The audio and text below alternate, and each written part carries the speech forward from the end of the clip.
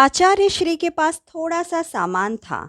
झोलानुमा कपड़े के दो थैले, एक थैले में दो जोड़ी कपड़े, कुछ पुस्तकें, दूसरे में दरी, चादर और एक लोटा। सामान का वजन कुल मिलाकर 8-10 से रहा होगा। दोनों झोले कंधे से उतार कर वे रेत पर बैठ गए। सामने कुछ सन्यासी धारा की ओर जा रहे थे, कुछ लौट रहे थे। आचार्य श्री उन आते जाते सन्यासियों को चुपचाप देख रहे थे। स्नान कर लौटे इन लोगों की जमात में उन्हें एक दंपत्ति झगड़ा करते हुए दिखाई दिए।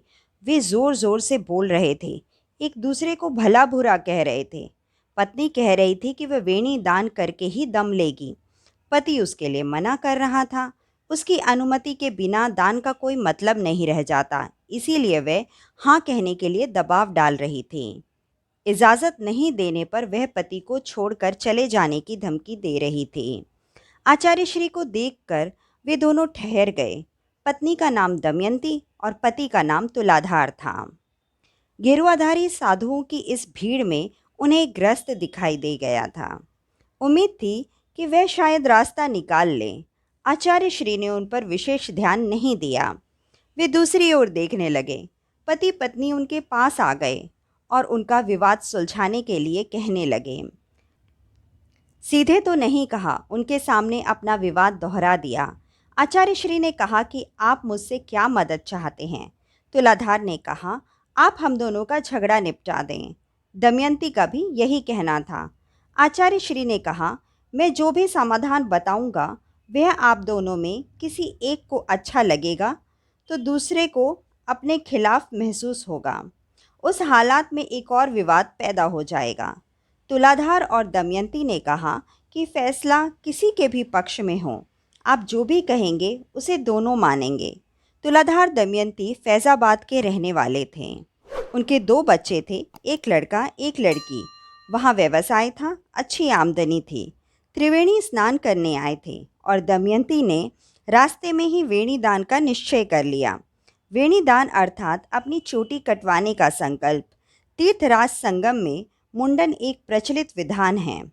तिरुपति के अलावा इस तरह की परिपाटी कहीं और नहीं है। पूजा पाठ के रूप में मुंडन को दूसरे तीर्थों में वर्जित किया गया है। हरिद्वार, गया आदि तीर्थों में तर्पण या श्राद्ध के समय इसकी छूट है। स्नान और आराधना के तौर पर मुंडन की साफ मनाही है, लेकिन प्रयाग में इसे विशेष पुण्यफल देने वाला कहा गया है। त्रिवेणी संगम के पास निश्चित स्थान पर यह कृत्य संपन्न होता है।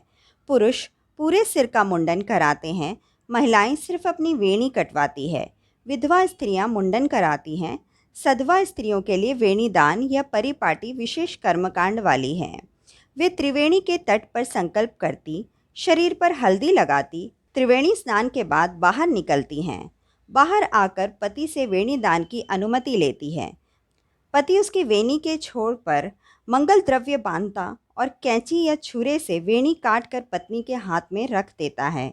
पत्नी उस वेणी को मंगल द्रव्य सहित त्रिवेणी में प्रवाहित कर देती है और बाहर आ जाती है। बाद में वे फिर स्नान करती है। दमयंती इसी तरह वेणी दान की जिद कर रही थी। तुलाधार उसे मना कर रहा था। उसका कहना था कि वेणी कटवाने से चेहरा फीका पड़ जाएगा, और दोनों ने अपना पक्ष रखा। उनकी दलीलें सुनकर आचार्य श्री को हंसी आ गई। दमयंती और तुलाधार उन्हें हंसते देखकर उदास से हो गए। उदास होने के बावजूद वे आचार्य श्री को निहार रहे थे कि कोई फैसला होगा। आचार्य श्री ने उनके भावों को पढ़ा और कहा, अभी तुम लोग कोई निर्णय मत लो। महीने भर बाद इस बारे में तय कर लेना। तब तक दोनों में किसी बात को लेकर शायद सहमति बन जाए। दोनों को इस उत्तर की आशा नहीं थी। अभी तक उनका अभिमान ही था जो टकरा रहा था। उसे स्थगित कर दिया तो दोनों के चेहरे भी सौम्य मधुरता से खिल उठे। आचार्य श्री ने कहा, बाल कटाना, मुंडन कराना और वेणी दान करना अपने अहंकार को समर्पित करने जैसा ही है। तुम लोग मुंडन के लिए झगड़ा करने की बजाय सिर ही काट कर क्यों नहीं दे देते? सुनकर दोनों की सांसें खिंच गई। उन्हें लगा कि सामने कोई गृहस्थ व्यक्ति नहीं, बल्कि गृहस्थ वेश धारण किए हुए साधु सन्यासी या औघड़ बाबा है। आचार्य श्री ने कहा, आप लोगों ने मेरा फैसला मानने का वचन दिया था, इसीलिए स्वयं को यज्ञ में दान करना ही पड़ेगा। इतना सुनकर तुलाधार और दमयंती के पैर तले जमीन खिसकने लगी। उन्हें डरते देख आचार्य श्री ने कहा, भय मत करो, मैं तुम्हें नरमेध के लिए कह रहा हूँ। इसका अर्थ है अपने आप को धर्म और संस्कृति की रक्षा के लिए सौंप देना। तुम्हारे दोनों बच्चे बड़े हो गए हैं, समझदार हैं। साल डेढ़ साल में उनकी ब्याह शादी से निपट जाओ और मथुरा में आकर यज्ञ भगवान के सामने अपने आप को होम दो। उन दोनों के चेहरे पर आह्लाद का भाव छाने लगा था। नरमेध के बारे में अभी उनकी समझ पूरी तरह साफ नहीं हुई थी, फिर भी उन्हें संतोष का अनुभव हो रहा था। भीतर से ही प्रेरणा उठी कि वे धोती कुर्ता पहने इस युवा संत के चरणों में लेट गए। कहने लगे कि आप जैसा कहेंगे वैसा ही करेंगे। तुलाधार और दमयंती ने महीनों बाद बताया कि आचार्य श्री में संत जैसा कोई बाहरी लक्षण दिखाई नहीं दे रहा था। एक अनजाना आकर्षण उन्हें खींचे जा रहा था। वे आकर्षण अपने किसी बुजुर्ग व्यक्ति के सामने अभिभूत और विनत होने वाले दबाव जैसा भी था। लग रहा था कि आचार्य श्री की बात टाली नहीं जा सकती। पति पत्नी ने दोनों की ओर देखा। एक दूसरे की आंखों में उन्होंने जैसा स्नेह और विश्वास देखा, वह पहली बार अनुभव हो रहा था। तुलाधार ने ही कहा, आप आदेश देंगे तो हम अपना सर कटाने के लिए भी नहीं हिचकिचाएंगे। अब हम आपके हुए। अब हम आपके हुए। तुलाधार और दमयंती की मृत्यु को आचार्य श्री ने जीवन से भी श्रेष्ठ कहा था। परम जीवन की उपलब्धि, जीवन मृत्यु के चक्र का अतिक्रमण और सीधे मोक्ष की प्राप्ति जैसे विशेषणों से मंडित वह मृत्यु गंगा पार एक सन्यासी के डेरे पर हुई थी। आचार्य श्री से भेंट के लगभग साल भर बाद की घटना है। सन्यासी का नाम आनंद मुनि था। वे चंडी महायज्ञ कर रहा था। महाकुंभ में आए लोगों को आकर्षित करने के लिए उसने महायज्ञ के बारे में कई दावे किए।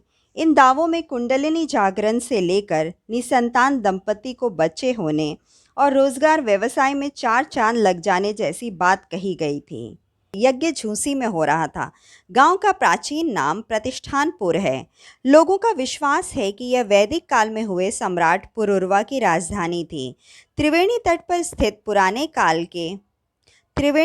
स्थित पुराने किले के उत्तर में चलने पर एक कुआं आता है, हंसकूप। कुआं बहुत पुराना है। उसी के पास हंस तीर्थ नाम का मंदिर है। कहते हैं कि मंदिर का निर्माण कुंडलिनी योग के आधार पर किया गया है। आनंद मुनि ने प्रचारित किया था कि यहाँ किए जा रहे यज्ञ में लोगों को अपार शक्ति मिलेगी। यज्ञ में शामिल होने के लिए उन्होंने याजकों से अच्छी खासी दक्षिणा भी ली थी और 9 दिन तक विशेष पूजा अनुष्ठान भी कराया था। महाकुंभ में भेंट के बाद तुलाधार और दमयंती आचार्य श्री के काम को विस्तार देने में लग गए थे। इस काम को करते हुए ही वे आनंद मुनि के संपर्क में आए। कुंडलिनी जागरण और लौकिक इच्छाओं की पूर्ति के बारे में सुना तो बात गले से नहीं उतरी कि 3-4 दिन के आयोजन में भाग लेकर कोई व्यक्ति दिव्य शक्ति प्राप्त कर सकता है। आनंद मुनि के सामने यह शंका रखी भी थी। उन्होंने कह दिया था कि जिसे सिद्धि मिलना है वे यज्ञ में भी मिलेगी, बिना यज्ञ के भी मिलेगी। 100 लोगों ने भी आयोजन में हिस्सा लिया तो उनमें से 10-5 की मनोकामना स्वाभाविक ढंग से पूरी ही हो जाएगी। यज्ञ याग का सीधे कोई लाभ हो या ना हो, उसे श्रेय तो मिल ही जाएगा। हमारा उद्देश्य भी पूरा हो जाएगा। तुलाधार ने उद्देश्य के बारे में पूछा तो आनंद मुनि ने हल्के ढंग से कहा कि अपनी गुड्डी चढ़ाना, यानी यश और धन अर्जित करना। तुलाधार ने इस उद्देश्य पर आपत्ति की। कहा कि सच्चाई के लिए काम करने में भी यश और वैभव मिलता है। कहा कि सच्चाई के लिए काम करने से भी यश और वैभव मिलता है। उसके लिए लोगों को धोखा क्यों दिया जाए? लुभावनी बातों से उन्हें अपनी ओर आकर्षित करना धर्म विरुद्ध है। आनंद मुनि को ये बातें गले नहीं उतर रही थी। तुलाधार ने इस तरह के यज्ञ का विरोध करने की बात कही। सन्यासी के सामने ही कह दिया कि वे एक बड़ा गायत्री महायज्ञ करके दिखाएंगे। आप देखेंगे कि उसमें ज़्यादा लोग भाग ले रहे हैं और सबका कल्याण हो रहा है। दावे, चुनौतियाँ या संकल्पों का दौर पूरा हुआ। आचार्य श्री से परामर्श किया। उन्होंने अपना आयोजन चंडी महायज्ञ के बाद रखने के लिए कहा। साथ ही यह भी कहा कि आनंद मुनि के आयोजन में भी सहयोग करना है, उनमें भाग लेना और वहां आने वालों को यज्ञ का सही अर्थ समझाना। अपनी बात कहते हुए खास ध्यान रखना है कि उनमें आनंद मुनि की आलोचना कभी ना हो। तुलाधार ने आचार्य श्री के निर्देशों का पालन किया। अपने आयोजन की सूचना लोगों को देते हुए आनंद मुनि के कार्यक्रम के लिए भी सहयोग जुटाया। इस अभियान में जब भी मौका मिलता वे समझाते कि यज्ञ का अर्थ त्याग, दान और सामूहिक भावनाओं को बढ़ाना है। इन भावों को बढ़ाते ही दिव्य शक्तियों के अनुग्रह अनुदान बरसने लगते हैं। आनंद मुनि ने इन प्रतिपादनों का विरोध नहीं किया। तुलाधार दंपति के प्रयासों से उन्हें लोगों का सहयोग मिल रहा था। यज्ञ की तिथियां निकट आई, आयोजन आरंभ हुआ। करीब 500 लोग उसमें सम्मिलित हुए।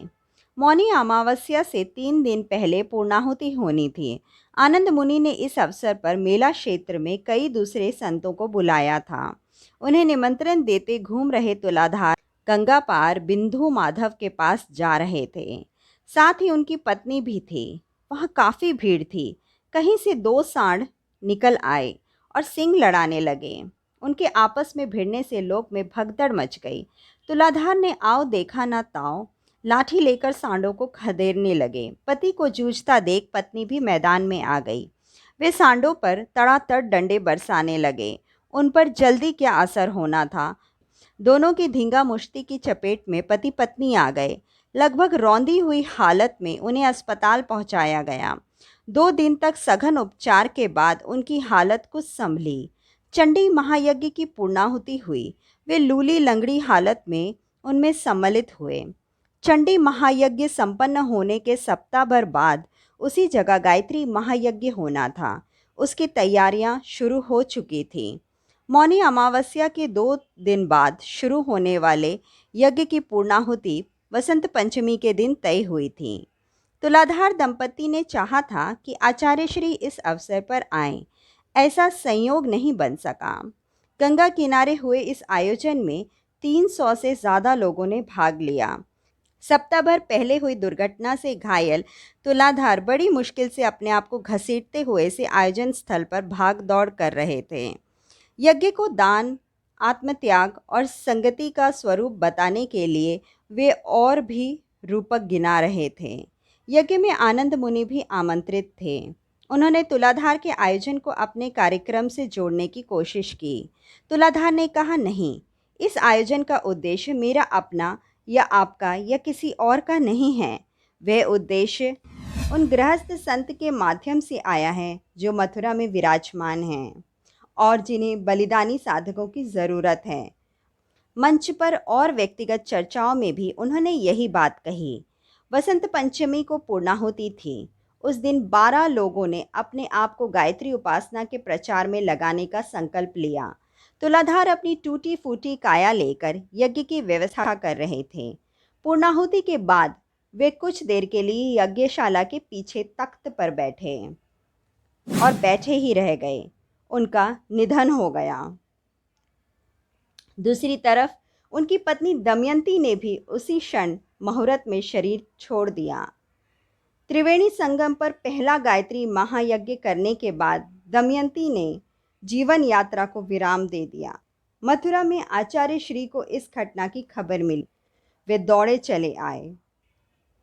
प्रयाग में आकर उन्होंने तुलाधार और दमयंती के लिए शांति यज्ञ कराया।